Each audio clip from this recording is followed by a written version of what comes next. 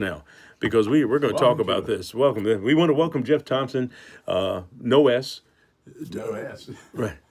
Yes, there is an You S. know, There's and no I P. look, I spelled your name wrong on the thing again. Now you had Jeff Thomas on the last time. Yeah, we're going to fix that right How now. dare you, Mr. Baez? Yeah, hey, join the club here. Let me fix that. I have it right in my head. C, D, E, F, Well, G, reading is fundamental. All right, THOM. Oh, wait a minute. S.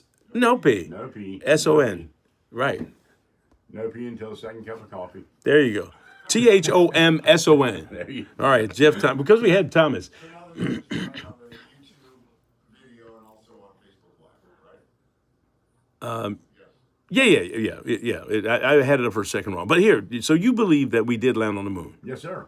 You believe in the Easter Bunny too, right? Well, Absolutely. that's all. And Santa Claus. Yeah, I can't take y'all anywhere. I see. Give me. Why do you believe that we actually did it? Just because we said it, or what? No, there was way too much. I remember sitting in my grandparents' living room, when it landed. There was way too much detail and pictures and recordings for me to believe that was all made up. Okay, but now The elaborate scheme that would have had to surround that whole thing with thousands and thousands of people in Houston at Mission Control. How did all that get covered up to say that we didn't really land on the moon? all right, Kenny, what do you think? Did we land it or not? It just seems to me that you're right about the technology. How could all this technology be going on and it not happen for what, 60, 70, I can't do math, but a billion years? I mean, this technology has been, why, how? Now, all of a sudden, boom, we can go around the moon, but we can't. Can't land on it. Now that's my problem with what this current mission is. That now we're going to slingshot around the moon and say we've been up to the moon again and back. All right, here let's analyze just a couple of the potential things here. Neil Armstrong, and I met him as a matter of fact. I met him in Chicago. Great man, and great integrity. And so you have to think that he wouldn't lie about what they did, and the other astronauts as well. You see them getting on board the capsule, Apollo 11, and taking off. That I believe all that happened. But where they went while they were up there, we couldn't see. So you don't believe it? Well, the technology is, if he stepped out on the moon first, who took the pictures? They deployed a mini cam 50 feet off before they landed. A mini cam. Back, a mini cam? Okay, all right, that's just one part of it. So That's my theory. someone took the shots of him, and I think there were multiple angles of him coming and doing this. Who's the camera guy? Is the first thing. How did that camera get in place? How did that camera? And it had to be outside the spaceship. How did it survive the burn and all the stuff that you have to do in order to land on the moon? The heat that is involved when you leave the Earth's atmosphere and all that kind of stuff. Well, How does it if survive? they could control the heat from destroying the capsule, surely they can control the heat from destroying the camera. I mean, Okay. that would be a minor point. All right. Now, but my issue is that they're talking real time back to Houston. Now, there was a lag, if I'm not mistaken. There was like a 7-minute lag in communication. Yeah. All right. Well, watch this. I'm talking to you right now. Yep. I'll be back in 7 minutes. Oh, I'm not saying it was a very lively conversation or anything. No, I'm just saying anybody can fake a 7-minute lag. I mean, that's the whole thing. Kenny, you're looking up stuff. Oh, I am. I'm just reading about all the conspiracy. Well, what's the other stuff that people are saying? Just It's endless. all right. Well, I guess either you believe or you don't. I can say this, that because I met Neil Armstrong, I think he has integrity, and I don't think that he would have been involved in a hoax of that nature. But the question still remains about the technical aspects about it. Here's what you do. You contact NASA. You have them on a flyby around the moon. Have them snap a picture of the flag that was planted on the moon. And if we can see the U.S. flag, would that not be proof? Well, I think Let's get a good high-res picture. look. I think at this point that flag has been hit by whatever winds or whatever. Something else that the flag was waving or something? Yeah, there's no atmosphere. Yeah, it was a beautifully waving flag. They made it look that way on purpose to stand. Yeah. Yeah. All right. I don't know. It says here right here. I just want to finish it up. That it's almost impossible to disprove computer, I don't know about AI when this was written, 3 years and 8 months for this to be confirmed as a hoax. So there's a lot of stuff. Well, you know what I want to know? I was reading this morning that the astronauts took their personal cell phones. So I'm wondering, Well, did they get a signal? I mean, where are they getting a signal from? well, unfortunately for everybody who's joined us on our podcast, you are now able to hear Kenny because I did not have. Unfortunately. Yeah, I did not have our signal. Look, we can put a man around the moon, but we can't get the podcast going up all at one time. What's up with that? Yeah. Well, Houston, we do have a problem. yes, we do. All right, nothing but the best.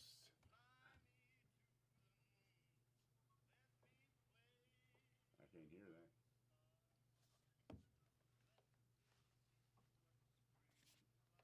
There's something playing. I still think you need Major Tom playing.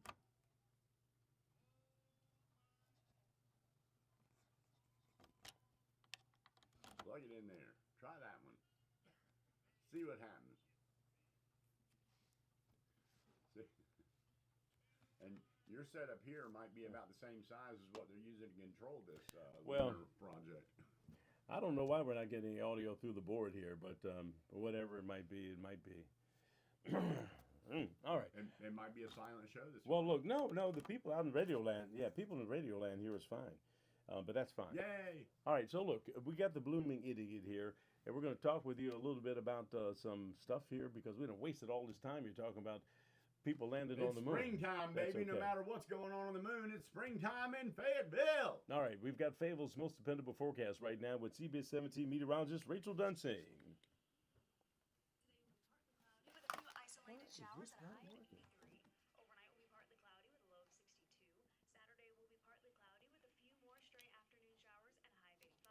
And Easter Sunday will be partly cloudy with a high of 82. You can do it, but Gilbert. rain I have and faith in you. thunderstorms arrive by late afternoon. After the cold front on Easter, which will bring us the rain, next week will be in the 60s and 70s before gradually warming back up.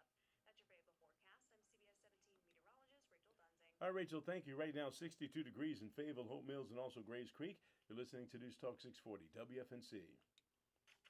Always first in news talk for North Carolina. News Talk 640 WFNC. United 103.5 HD2.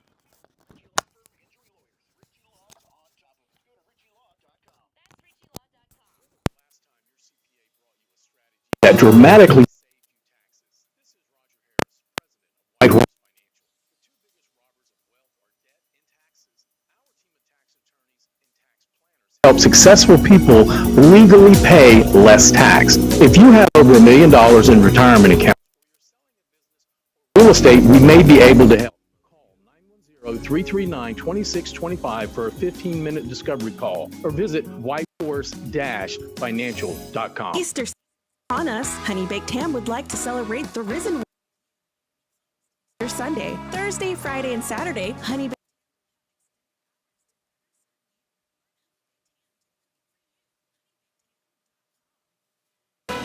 A Social Security update. 70 million Americans collect Social Security benefits today. Hey. Now, a new study finds 70% of Americans don't get the full benefits they deserve, but recipients can use simple strategies to boost Social Security benefits by as much as $188,000 over a lifetime. Social Security says it's true and reveals 5 key strategies to increase your benefits. It's all in his free special report from Newsmax. Newsmax calls the report your best guide for bigger Social Security. Report from Newsmax. Get it free. Call 800-999-9690. 800-999-9690. We'll text it to you right away, along with President Trump's act cutting your Social Security taxes. Call now, 800-999-9690. 800-999-9690. Text and data rates may apply.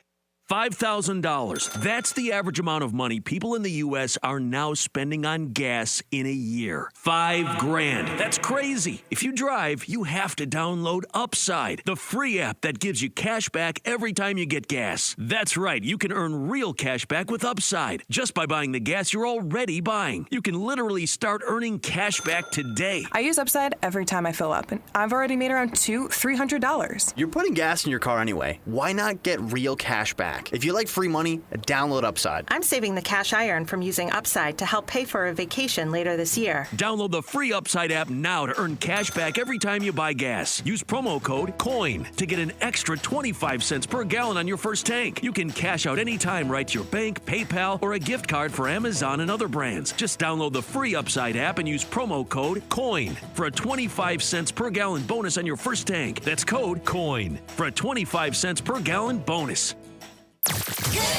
Good morning, Fayetteville with Gilbert Bays on WFNZ News Talk 640 AM and now at 103.5 HD2. Your information crossroads. WFNZ.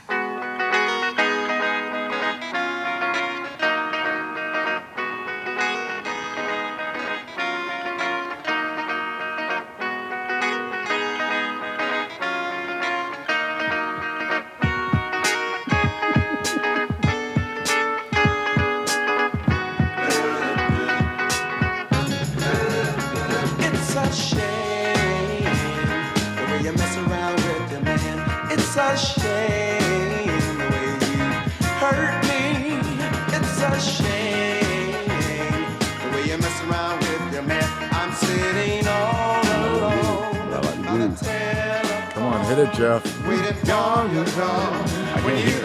I'm hearing a little bit through the It's a shame the way you mess around with your man.